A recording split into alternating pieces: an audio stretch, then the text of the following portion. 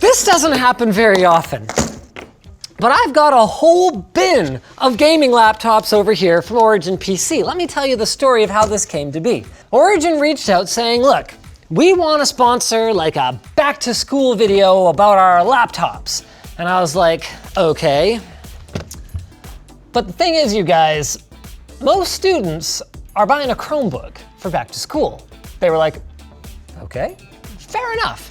But what about those people who are going back to school and who also happen to be elite gamers who want like a Samsung AMOLED display built into their gaming laptop? And I was like, okay, for those, we're gonna have to check out some of your laptops.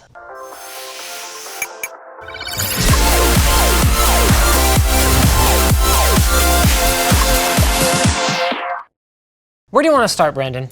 We've got the 17-incher for like real gamers. This thing is pretty much a portable gaming desktop. That's the Eon 17X. We've got the Eon 15X, which is still a thick boy. You got lots of that hardcore copper cooling in there, but 15 inches and a little bit more reasonable in terms of thickness and weight. We've got the 17-inch, but like still pretty slim. That's the Evo 17S. And then we've got the 15-inch version of that, which happens to have a Samsung AMOLED display. What do you want to see? The smallest one. I knew you were gonna say that. All right, first thing we're gonna notice when we fire this puppy up is the, yes, individually backlit RGB keyboard. Just cause it's slim and actually fits in your backpack doesn't mean it shouldn't have gamer RGB. Although the rest of the aesthetics of the machine are pretty unassuming.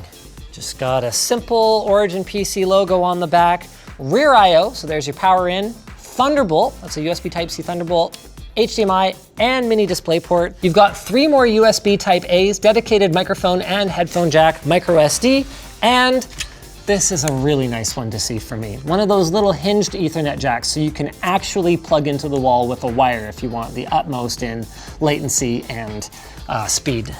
On the bottom, we've got a ton of air intakes for the 1, 2, 3, 4 heatsink elements that are all around the back and sides of the machine. You can actually see through.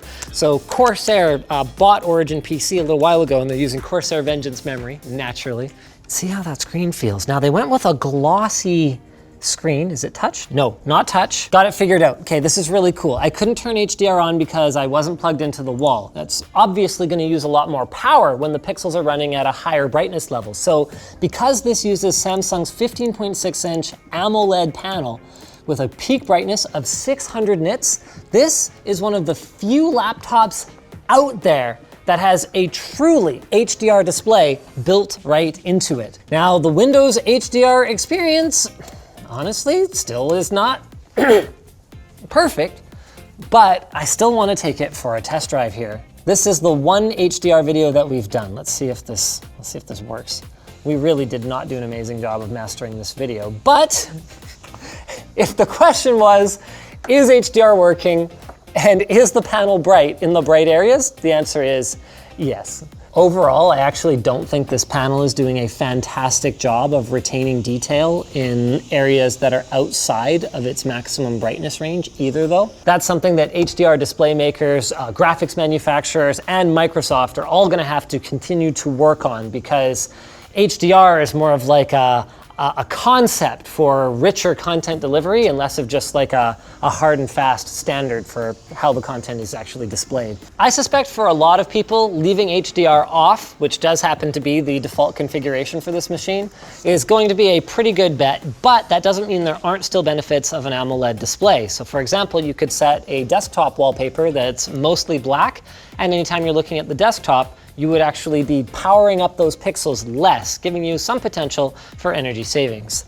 This thing is way beefier than I actually expected. So it's got a Core i7 10875H, 32 gigs of RAM. All of that is stuff that I did anticipate. I didn't realize it comes with up to an RTX 2080 Super Max Q. Now you can argue all day about whether the 2080 Super Max Q versus the 2070 Super Max Q makes much of a difference because of thermal constraints, but the bottom line is, for this size of laptop, this has the most powerful GPU you can possibly install in it. That might explain why the fans get going pretty good. This is freaking sick. Just got some casual Doom Eternal running at 1080, anywhere from 150 to 200 FPS. Those fans are going though. Man, that's smooth though. And this is only a 60 hertz display. This is just running really smoothly because we're getting a ton of FPS. We're gonna wanna have a look at one of the higher refresh rate models right after this, I think. To do so, we're gonna go to the complete opposite end of the spectrum with the Eon 17X. So this is the more beefcake gamery lineup, and it's the big 17-inch version. This puppy has 2 power bricks, each of which is 250 watts almost. 2 power inputs, 2 mini display ports, Thunderbolt, HDMI. I wonder if this is 2.5 gig. We're gonna find out. We've got wired Ethernet. We've got USB Type A, 2 USB Type Cs, one of which that has DisplayPort plugged into it. You gotta be kidding me.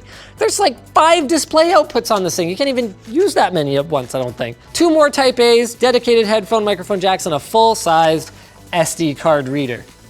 Tons of mesh along the bottom. Removable battery. Wow. Nor do you see a dedicated subwoofer on a laptop very often. Inside, we're gonna find GeForce RTX graphics. We're gonna find a high-powered Core i9 CPU. We've got a G-Sync panel. This is the kind of machine that when your parents go, wow, why is that so expensive for back to school? You go, well, hey, look, at least it's cheaper than a MacBook Pro. Assuming you like spec it out. Anyway. Well, this one's available with up to a 240 hertz G-Sync display. That runs at 1920 by 1080, but Origin actually sent me the 4K 60 hertz version. Guys, I had really wanted to experience the high refresh rate, and look at this thing. It's turboing over 5 gigahertz right now. Yes, my friends, it not only has a Core i9 processor in it, it has a Core i9 desktop processor. This is a 10900K, which means, yes, it will actually turbo in lightly threaded workloads over 5 gigahertz. And we've got a full-fat RTX 2080 Super, no Max Q. This is a Max P SKU, and I'm expecting some pretty spectacular performance from it. And, well, yeah, I haven't even talked about the underglow RGB at the back. Look at this. It's like, hey, Origin, how's that Corsair acquisition going for you? There's your answer right there. Okay, so if you guys were wondering what kind of a difference you can expect from a Max Q versus a Max P variant with really great cooling on it, we are hitting almost 250 FPS right now. I mean, of course, we would have to use we would have to select the other display option in order to get the full benefit of that, but at least it's an option. Wow, I'm seeing spikes over 300 FPS. I guess that's what that 10900K is doing for us.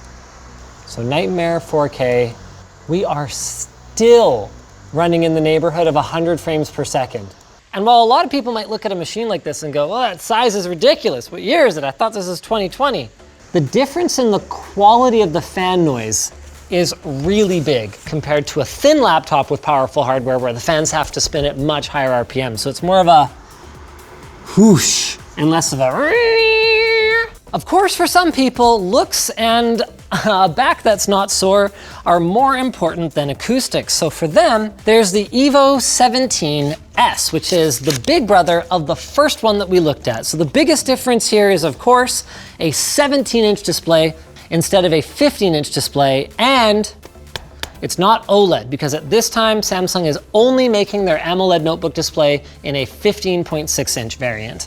Going back to a skinny boy does mean that we end up with a Max Q GPU as well as an actual mobile CPU. But if you had some intense work to do on the road, you can see I'm actually rendering in Blender with this puppy right now, and the CPU is still managing around 2.9 gigahertz on all 8 cores and 16 threads. Pretty darn respectable for something you can slip into a notebook bag. There is a performance hit moving down to the thin and light optimized hardware for the internals, but there are also quality of life improvements with this one, like the built-in fingerprint sensor on the touchpad.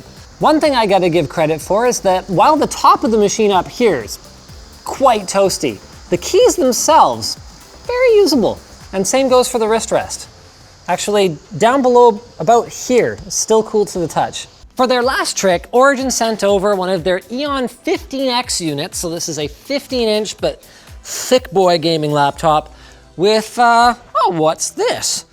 A custom print on the back cover that's like LTT themed and stuff. So you can basically get any graphics that you want printed on the back of your laptop if you're into that sort of thing. They offer HD UV printing, precision laser etching, or complete custom paint jobs to spruce up your Origin PC. You got your power in mini DisplayPort HDMI, and then that's a Type-C that also has DisplayPort out.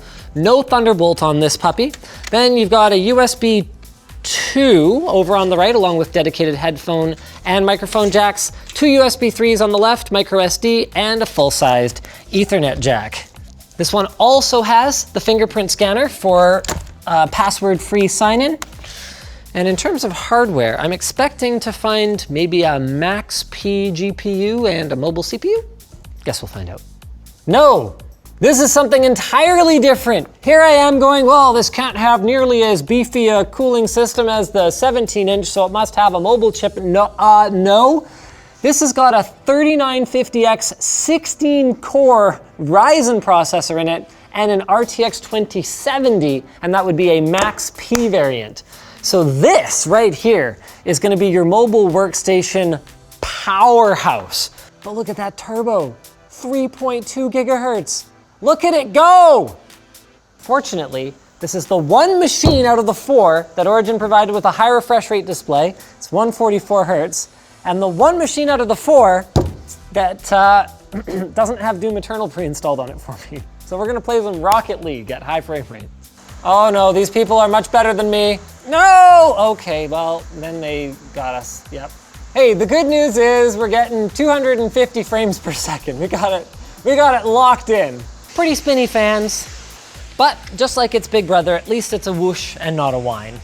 Wow, it really wants to cool that CPU and GPU down, even when you're not playing the game anymore. Get them down to a reasonable temperature. That's pretty much it. If you guys want any more information on Origin's notebook lineup for back to school, or I mean, heck, their desktops for that matter, you can check them out at the link in the video description.